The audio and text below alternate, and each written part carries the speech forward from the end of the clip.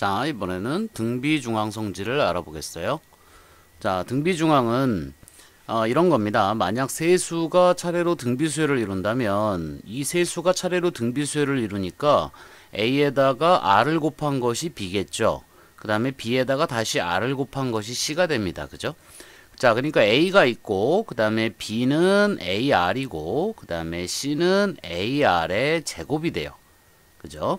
자, 그러면 이때 A와 C를 서로 곱한 거, A와 C를 서로 곱하게 되면 이것이 A제곱의 R제곱이 되는데 거기다가 루트를 씌웠을 때 언제나 이 가운데 것이 나옵니다. 그죠?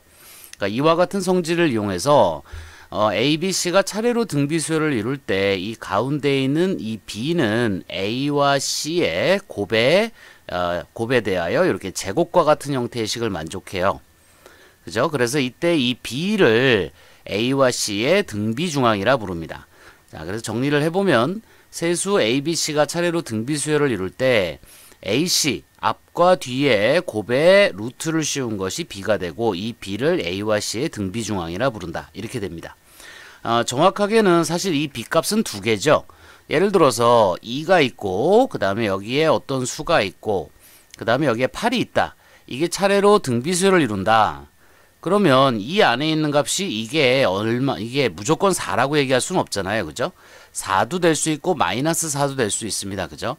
제곱이 16이 되기만 하면 되니까요. 그렇지만 우리가 등비중앙이라고 하는 것은 이때 이 양수값 요것을 지칭하는 말이에요. 그래서 28이 16에다가 루트를 씌운 A와 C의 양의 제곱근을 등비중앙이라 한다. 이렇게 해야 원래 정확한 표현이 됩니다. 그렇지만 여기 네모칸을 치고 이 안에 들어갈 숫자가 얼마냐라고 물어봤을 때는 4하고 마이너스 4가 둘 다 가능해요. 그죠? 그렇지만 등비중앙이 얼마냐 이렇게 물어본다면 4만 답이다. 이렇게 얘기할 수 있습니다. 자, 어쨌든 간에 A, B, C가 차례로 등비수열을 이룰 때 이 가운데 수는 양쪽에 있는 이 두 수의 곱 형태로 해서 제곱과 같이 해서 이렇게 나타낼 수 있다는 것을 여러분이 꼭 기억을 해두세요. 자, 문제로 한번 들어가 볼게요. 자, 4개의 양수 2A, B, 12가 있는데 앞에 3개는 등비수열을 이룬대요. 자, 그러면 이렇게 곱한 것이 A의 제곱하고 같아야 되겠죠. 그래서 A의 제곱은 2B가 됩니다. 자, 그 다음에 A하고 B하고 12, 즉 이쪽에 요 3개는 순서대로 등차수열을 이룬대요. 자, 그럼 이게 첫 번째 항이고 이게 두 번째 항이고 이게 세 번째 항이 되니까 첫 번째 항에다가 그죠? 적당한 공차를 2번 더했을 때 이것이 12가 된다. 이렇게 얘기할 수도 있고요. 또는 등차 중앙의 성질을 이용해서 A와 12를 더해서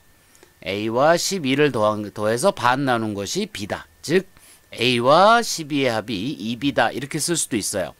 자, 그렇지만 여기도 보시면 A하고 D 새로운 문자를 하나 추가해서 식을 만드느니 차라리 A와 B에 대한 식을 해서 두 개를 연립방정식을 푸는 것이 훨씬 더 깔끔하겠죠. 그죠?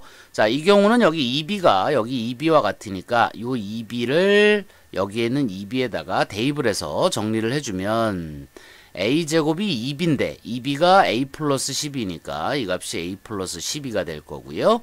자, 넘겨서 정리를 해주면 이렇게 됩니다.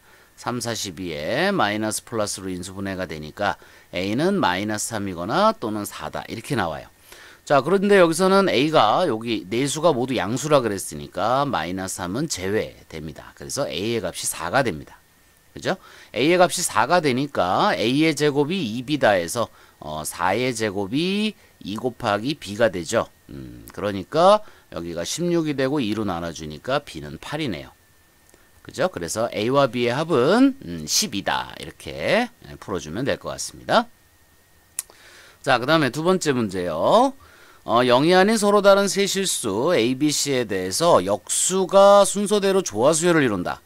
자, 역수가 A분의 1, B분의 1, C분의 1이 순서대로 조화수열을 이룬다는데 이 조화수열이라고 하는 것은 등차수열의 역수예요. 즉 AN이 등차수열일 때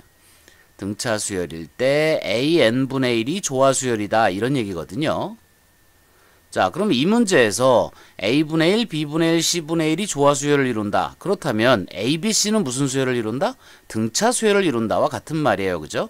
그러니까 요 역수가 순서대로 조화수열을 이룬다는 말은 다른 말로 표현하면 A, B, C는 이 순서대로 등차 수열을 이룬다와 같은 말이 됩니다. 자, 그 다음에 B, A, C는 이 순서대로 등비 수열을 이룬대요. 거꾸로죠. 아니다. B가 앞에 있으니까 그죠? 좀 다르죠. 어쨌든 요건 순서대로 등비 수열을 이룬답니다. 자, 그럼 어쨌든 간에 식으로 정리해 보면 A, B, C는 차례로 등차 수열을 이룬다고 했으니까 자, 가운데 것의 2배가 앞과 뒤의 합과 같다. 등차 중앙의 성질이죠. 자, 그 다음에 B하고 A하고 C가 이 순서대로 등비 수열을 이룬다. 그러면 앞과 뒤의 곱이 그죠? 가운데 것의 제곱과 같다. 이렇게 되는 거예요. 등비 중앙의 성질. 자, 요 두 가지의 식이 일단 나와 있고요. 그 다음에 세수의 곱이 27이다. 자, 세수가 27이다니까 결국 A, B, C의 곱은 얼마다? 27이다. 이런 얘기가 돼요. 자, 그럼 요 세 개를 가지고 우리가 문제를 풀어내면 되는데, 자, 식만 정리해주면 되겠죠? 어디부터 풀어주는 게 좋을까요? 자, 여기 보니까 BC가 보이네요. 그죠? 여기도 BC가 보이죠? 자, BC가 얼마? A분의 27입니다. 그러니까 BC가 A분의 27이에요. 그러면 A가 이쪽으로 곱해지니까 A의 세제곱이 27이 되고요. A의 값은 3개인데 실수라고 했고요. A는 3입니다. 그죠? 자, 이거 3차 방정식이니까 3 말고도 허근이 2개가 더 있어요. 그렇지만 A는 실수라 그랬으니까 3만 택해주면 되겠죠. 자, 그래서 A가 3이라는 걸 알았습니다. A가 3이라는 걸 알았으니까 요 맨 밑에 식에서 A가 3이니까 BC는 얼마다? 9다. 그죠?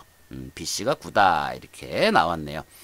자, 그때 A 더하기 2B 더하기 3C의 값을 구하라. 이렇게 돼 있으니까 A 값을 찾았고요. 자, 그러면 이제 B하고 C 값을 찾으러 가야 되겠네. 자, 그럼 요 식에서 A가 3이라 그랬으니까 첫 번째 식에서 2B가 3 플러스 C다. 그죠? 그러면 요식과 요식을 연립방정식 풀면 2차 연립방정식이네요. 그죠?